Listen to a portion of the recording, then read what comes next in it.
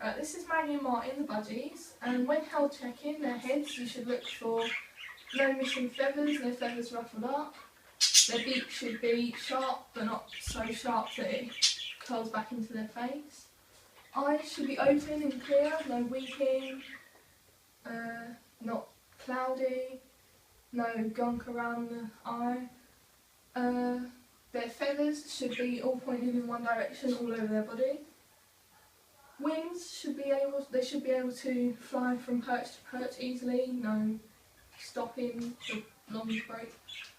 When they're perching, their feet should be able to curl around things properly. Nails should be quite short. Tail feathers should all be intact.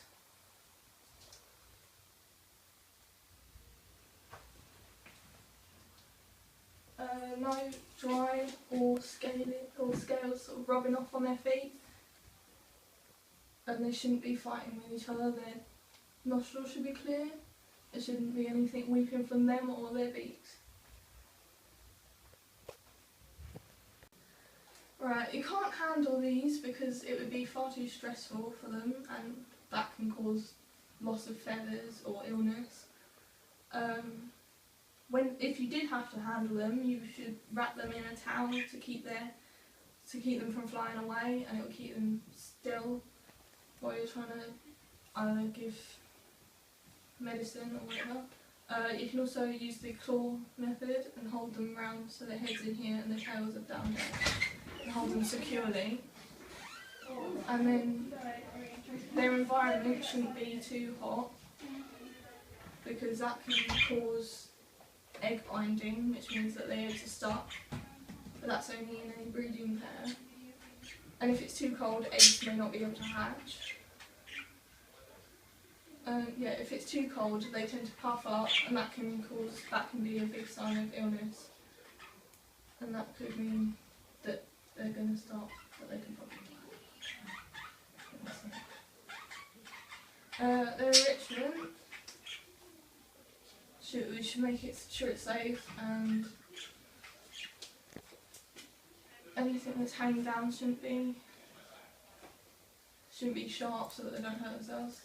Perches should be sturdy and easily accessible to them. Everything should just be, there should be no broken or unsafe enrichment.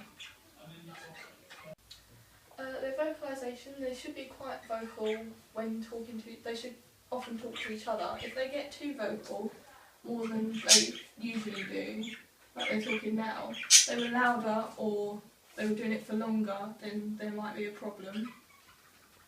And if they start eating more or less than they usually would, say they had half a bowl and they usually eat half a bowl, if they started wanting more or they started leaving half of that, then they could have problems with their beaks or with their digestive system, which could stop them from eating or pooing or weeing properly, and could cause problems with their stomach.